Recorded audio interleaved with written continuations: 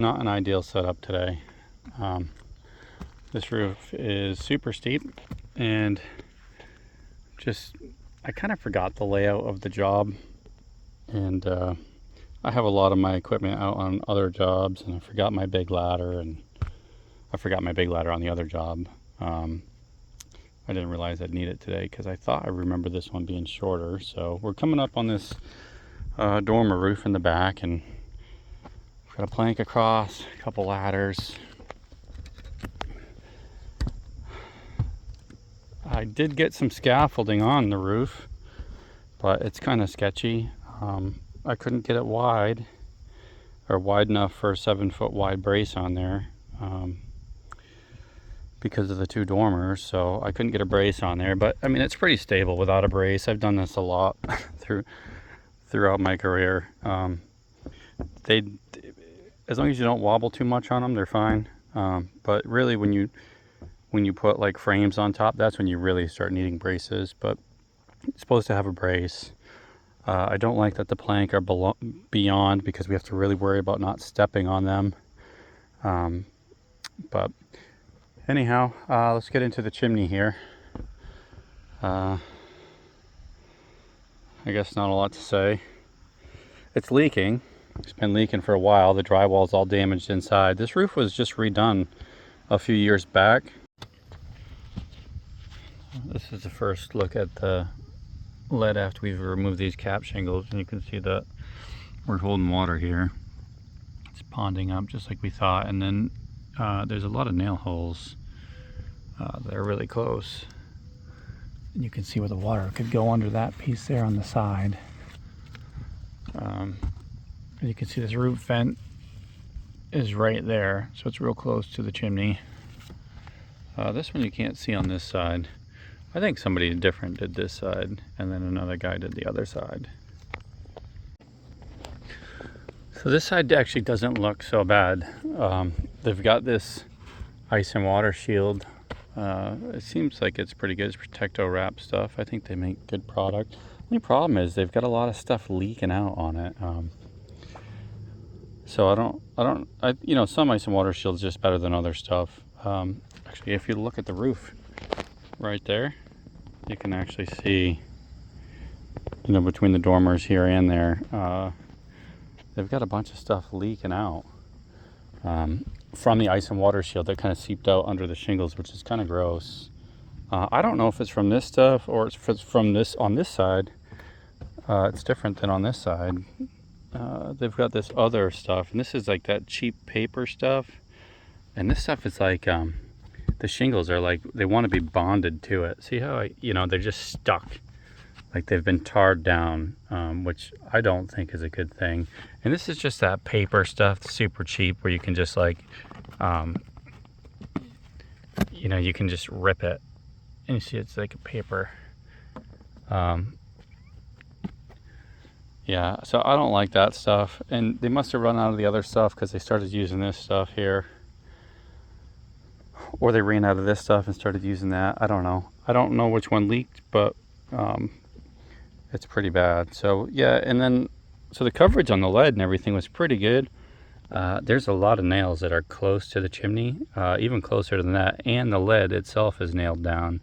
Every piece of lead is nailed to the roof, so that's not good. And you can see I've just pulled this here, this front piece of shingle, and we don't have a lot of coverage on this front piece here. I'd like to get more than that.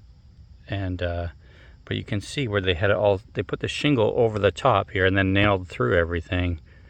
And you can actually look. This is what happens when your front piece of lead goes under the shingle. It collects water, and you see these nail holes here. The water is just sitting there. That tar strip holds the water in, and that water is just going to sit there until it penetrates that nail hole. And I expect it's probably, it's probably the same down there with a bunch of rusted nails, because they put the silicone here to try to keep the water out, but it only holds for so long, and then it lets the water in, and then you got rusted nails and the water's in your house. The sad thing is, this flashing, the flashing seems like it would have held and probably been okay at least on these 3 sides, and they did a decent job on it. But just one miscalculation here, roofing, where they put that shingle on top of this piece of lead. I see it a lot, and I don't understand for the life of me how somebody could actually think that would make sense to put the shingle on top and cover up this piece of lead. Like, you know, like the lead's not supposed to show. People only want to see shingle or something. I don't know. But you can see these rusted nail holes. You know, the water got in there and held, and then, you know, it just works its way down through those nail holes into the house. And yeah, it doesn't pour water in, but it's enough to damage the drywall and the paint inside. And it's frustrating because, you know, this person's been dealing with the water for years, you know, just this light water problem. In some storms it's worse, but it might be just because of a slight miscalculation like this. Someone rushing, someone not thinking, I don't know. The shingles definitely go under this piece of lead. Okay, so this piece of flashing is a big problem. You can see that this one is it's basically just caulked up there. It's not even hardly into the brickwork. It is just less than 1/4 of an inch of a bend on it. And then also look at how it's protruding here. I bet that's not even in the brickwork anymore, and the water's just absorbing behind there, and that's why the water is pooling underneath it. There is ice and water shield around here, but the problem is, you know, it can just get behind there, and I don't know if you can tell, but it's damp behind here, so it just the flashing doesn't go in enough to stop the water from absorbing beyond and sliding down behind this. So that is one of the big problems. Okay, well, we've definitely found the area that's the bad spot. I think in the back it was probably leaking too, but you can see the water that was holding up in here. But look at all these rusted nails here on this row. It's just pooling water and holding and rusting these nails out. And a lot of that just has to do with this piece of lead not going into the chimney. You can't just cut this with a handheld 4-inch grinder and think you're going to get it into the chimney enough. 1/4 inch into the chimney, a 1/2 inch into the chimney, it's just not enough. If you're not getting a minimum of an inch into the brickwork, then you're just wasting your time, because that water absorbs in and it just gets behind here. I don't know if you can see how damp that is back there, but you know, it's a problem. So like all this other stuff here is just a waste of time. You know, you put the ice and water shield, and I don't know why there's such a hodgepodge of underlayment on here. There's 3 different types right here. You know, maybe they just took whatever they had at the shop to use it up on one job. I don't know, but this stuff is obviously the better ice and water shield. Better than those two anyway. So yeah, you never know what you're going to get into here. You know, the whole way down I'm like, wow, the sides and everything look pretty good. The only problem is where they really nailed close.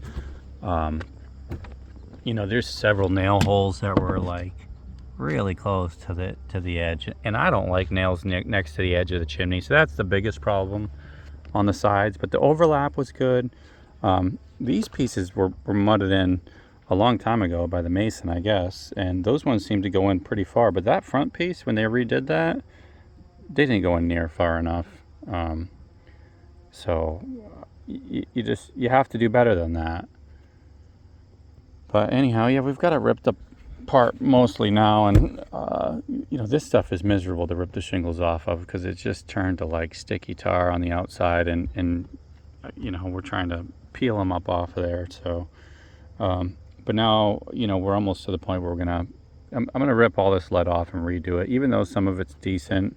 It's all been nailed through, and so we're just gonna redo it all. You see how when this lead flashing gets too close to the roof, they have to cut all this ice and water shield back. So, you know, the lead flashing goes all the way in there, so they cut this flashing back to get it around the piece. Or sorry, they cut this grace back to get around the piece of flashing. This is why you don't want your flashing to go close to the roof. And also, this is why when I do a job, you know, I just do the whole thing. I just redo everything. I don't try to fix it anymore. I don't want to deal with somebody else's mess. And some people don't quite understand that. This guy, I don't know if you remember me talking about it in one of my last flashing videos, but he asked me, he said, well, the roof was just done and they put the ice and water shield on. And he asked me to not charge him for that, which is a really small amount. You know, a roll of high temp Grace is, you know, it's over $200. So I charge a really small amount to put the Grace on. And it's because of this. Like, you know, you never know what's under here. And, you know, they're just trying to save money. But at the same time, if you agree to that stuff, you're kind of sabotaging yourself, you know, because now, like, what am I supposed to do? Leave that? No, I'm going to fix it. And so I've charged enough money to pay for the Grace and to fix it. And after I told them, you know, I told them absolutely not, that I wouldn't not do everything. So because I've learned over the years that you have to do everything and charge for everything. If you're going to be responsible for the water leaking, make sure you're taking care of everything.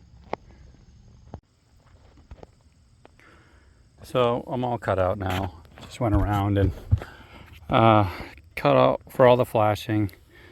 But you can see, if you look at it here, do you see how?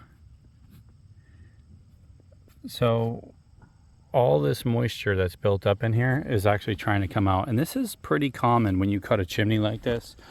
You know, people think that, yeah, see, look it down here. It's just like super wet. So now, you know, it's pretty hard to work with that because I got to dry that out. So I'll have to torch in there. You know, I carry a torch around in my truck, a little MAP gas torch. So I'll just, you know, I'll dry it out before I start doing anything. But, you know, people think that, oh, get the hardest brick you can get. These bricks are super hard, right? And then they put this, they got this really hard mortar on here. And this is what the fight looks like when the water's trying to come out and it can't, okay? Water can't come out of here. It's trying. And sometimes where you have imperfections in it, like little hairlines or something, it will try to find a way out there. Water's always going to get into your chimney. We need to find a way to let it out. So if you come over here and look at the original mortar, where this brickwork is actually, you know, it's decent work compared to the work that somebody just did on here to repoint all this stuff in. But this mortar is like, see how it's a lighter color? That's a type N mortar. And type N mortar is going to allow the water to wick out of the masonry faster. This type S has too much Portland. It's really hard like the brick, and it doesn't want to let go of the water. So now you've trapped all the water in, and it's just not a good thing, especially in a cold environment. Let me take a look up here. Yeah, this backside here, it's got more of the original mortar in it. You see it doesn't have all that efflorescence bleeding through. And they did actually do too much pointing back here, actually. Maybe because this side might get more sun too. They did some here. They must have forgot to joint that in. But yeah, you have to be really careful with these really hard brick that don't want to drain water. You know, if they say, well, they don't absorb water. Well, yeah, they might not absorb as much water as quick, but they still hold on to it once it's in there, and they don't want to drain it from the chimney. So you may be thinking, how in the world am I going to fix this chimney if it's holding so much water because of what they've done to it? So, you know, when I bid a job like this and I know it's leaking from the lead, I look at the chimney and I know that this chimney's in a bad way and what they've done to it is not okay. I don't know how it's built inside, but I suspect it's probably built solid. Or the mortar joints are empty on the inside like they always are. So I always do both. I do the flashing and then I do a custom rain cap. And the rain cap's going to cover the entire top of this. this chimney's a mess, and the homeowner doesn't realize how much of a mess it is, but they just want the water problem to stop, so that's what we're doing. You can't do a rebuild on every one. This chimney, the guy's kind of being cheap about it too. He didn't want to do the ice and water shield because it was already here. He was like, he's like, well, what if we just get one of the small rain caps? Because he doesn't want to. He wants to spend as little as possible to try to get the results he wants.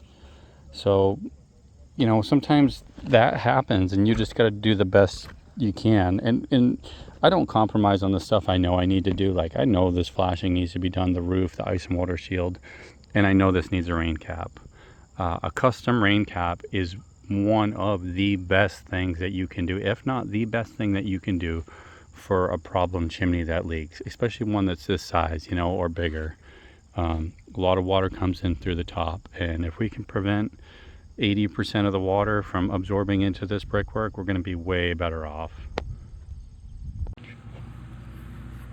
We've just got set up on this other chimney over here, and see the main one we've been working on is over there. We just finished the flashing and the roofing, and we're getting ready to redo the crown wash. I've cut off both the top two flues on there that aren't going to be used anymore. It's just a fireplace flue now, and we're going to get ready to redo the top of that. But before we went to lunch, we were going to come over here and set this scaffolding on this chimney, because this one is getting we're pulling this piece of bluestone off, and we got to get this flue replaced because that one is just peeling like crazy. This fireplace isn't used a ton, and it's just holding water, so someone's come to repoint this just like the other chimney, and their work is obviously just really subpar. We're not doing any of that stuff.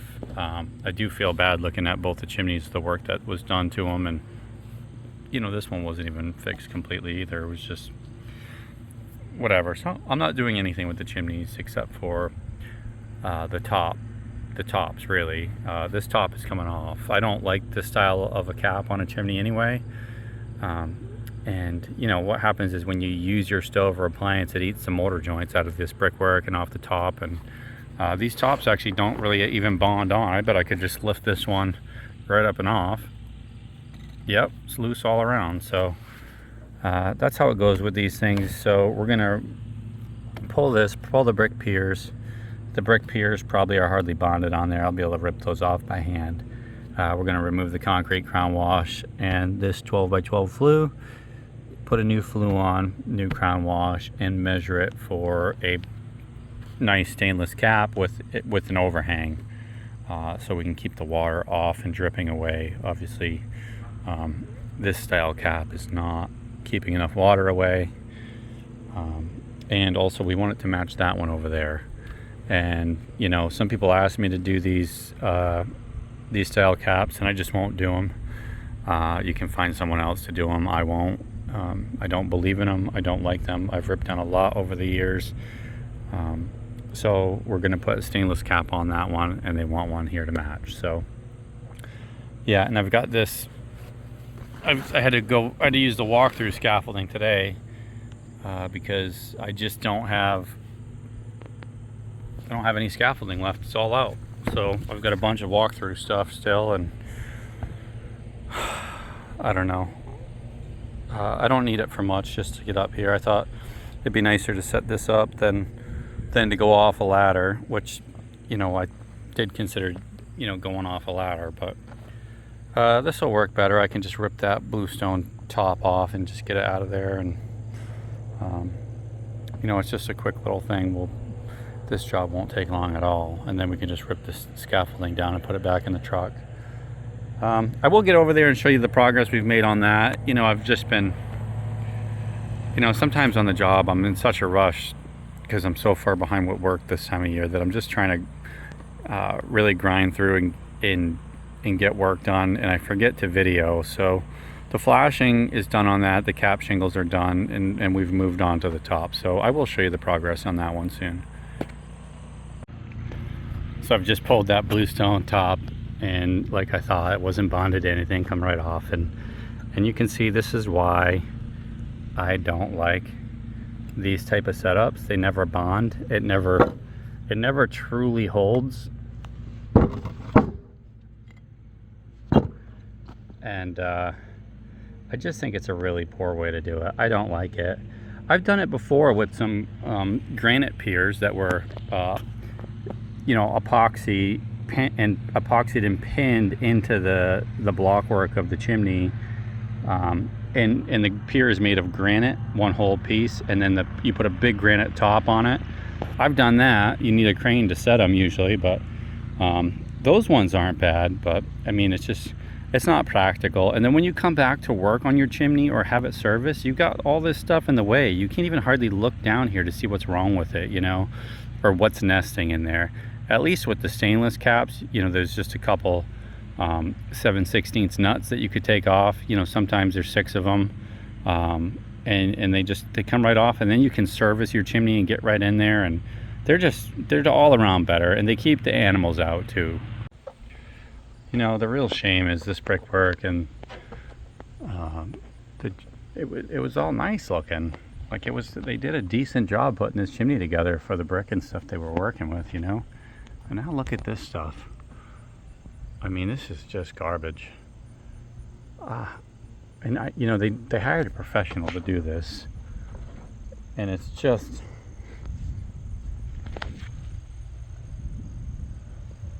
I mean, that one, the mortar color looks completely different altogether.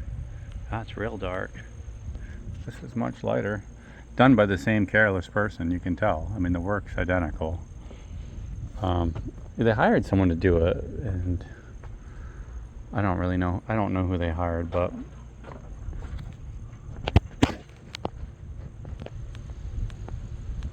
nonetheless, it's embarrassing. I'm glad I'm not trying to take care of any of that stuff and just doing my little part and getting the heck out of here. Well, it's solid, and I'm working on taking this flue out right now. It's not easy because they've filled right up to all these flues solid with mortar, so probably part of the reason why it's not shedding moisture as well, because the moisture just stores inside this and can't get out. It's stuck. So, you know, the way I usually do stuff like this is, like, when it's solid, I'll cut with my jackhammer, and I'll cut a nice straight line down to just give me a spot where I can start breaking this thing inward. And so after I get this section done, I can come over and do this side, and then I ought to be able to get all this stuff to just break off this mortar. I'm just using a long flat bit on my jackhammer, and that seems to do the trick just fine. You know, it takes a couple minutes to put this line in there, but I'm able to do it, and this flue should come right out after I get the other one in. Should be able to pop it off.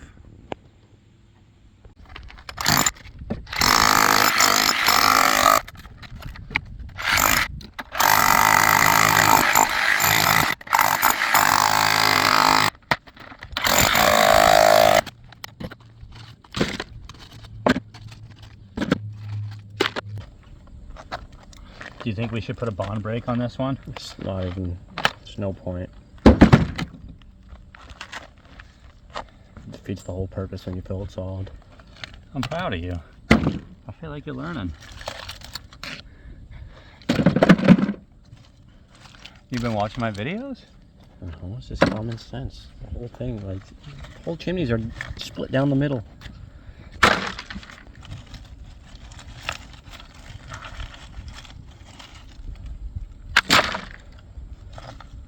This thing needs a lot more than a bond break.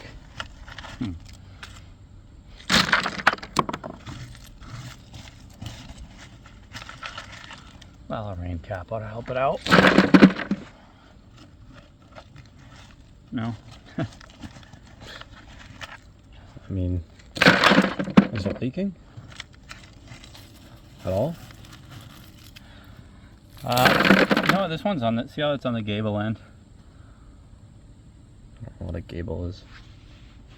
The gable is that exterior wall, and the peak is like on this. You're looking at it this way. Yeah. That's the gable wall, Okay. right? When the chimney's on a gable wall like that, they're a lot less likely to have moisture problems. Because see, there's only... It just runs off. Well, there's just 2 sides of lead here. Basically, it's not 4-sided of lead. You know, so there's a lot more problems that can happen when you have a center chimney like that, especially with the ridge right there, you know? Mm-hmm. There's a lot more that can go wrong with it. And, you know, the water that hits this, even if it was getting in, it doesn't go directly into the house. You know, it will rot. It will rot out behind the chimney before you ever notice it. You know, so you don't just see water every time it rains. Yeah.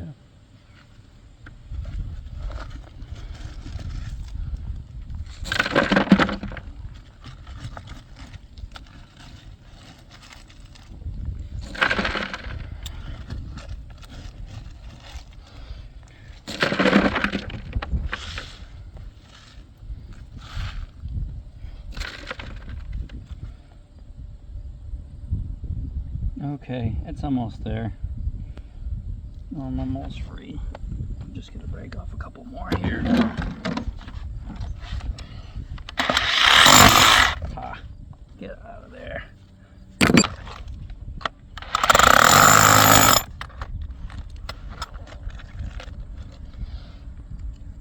I can't tell you how many times I've heard from people over the years that I was doing it the wrong way because I wasn't filling it solid. You get those old-time construction guys that would show up on the job and they want to take a peek at what you're doing and tell you you're doing it wrong because they used to fill it solid when they worked with their dad or their grandpa, you know. No.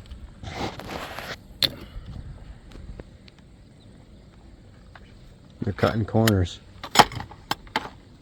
You're cutting corners. Well, that's what they think, yeah. And then you tell them it wouldn't pass an inspection if they built it like that nowadays, you know? And they're like, what? Why not?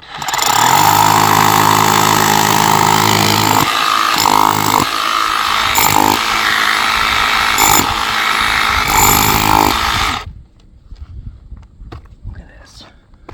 Nobody makes me bleed my own blood. What?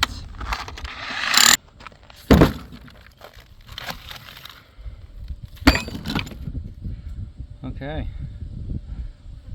I think that's it. We just got to get one more bucket to put the rest of this debris in, and we'll clean it up. Okay, I've got this roughed in now. I got the flue in, and there's no point for a bond break on this one. As Lyndon said earlier, it'd be completely pointless. It's built solid the whole way, so no bond break here. I've got the concrete just roughed in, so now I can go start working on the top of that one. That'll give me time to come back and tune this up in a little bit. There is a point where you can work with it too much, so you just have to kind of rough it in, let it set up, come back, touch it up to finish it.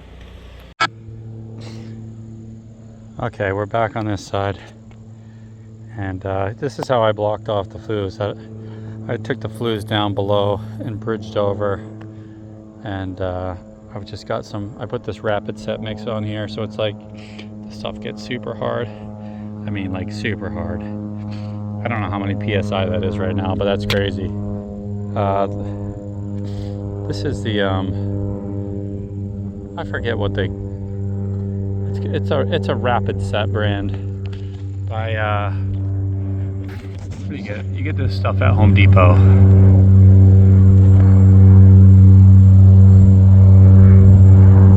That brown bag rapid set mortar mix. I got the lid all done. Let's take a look at that. So that's what it looks like in the back. I've got it capped off, and I didn't put the caps behind it. I don't want them there, and I don't want to nail through that. I built up here, so the water pitches each way. It's like a little mini cricket, and I did it with that tube of rubberized flashing that I normally do. And so I finished the caps off here. I did this on both sides, and that's what the lead looks like going down through. And let me see if I can take you down.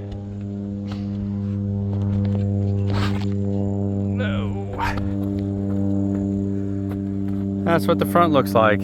Obviously, I always do an apron piece, and we would never have shingles come over this apron piece or the front of our lead.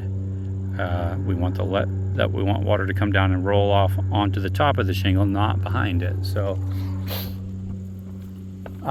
yeah, I think it looks good. The chimney, all in all, looks terrible. It's really bad, but this is what happens when you hire children to do work on your house. But we're just here for the lead and getting this thing ready for a rain cap. I wouldn't even be doing the crown wash if it hadn't been so bad.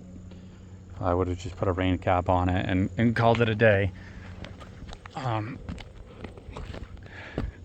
Because it's peeling and stuff, so I'm gonna grind all this stuff off with my grinder and the cup wheel, get everything back to decent. It's pretty thick. I don't know how far this concrete goes into the chimney, but it's more than I want to deal with, so I'm gonna grind this back to clean concrete, and I'm gonna use the rapid set mix to resurface this.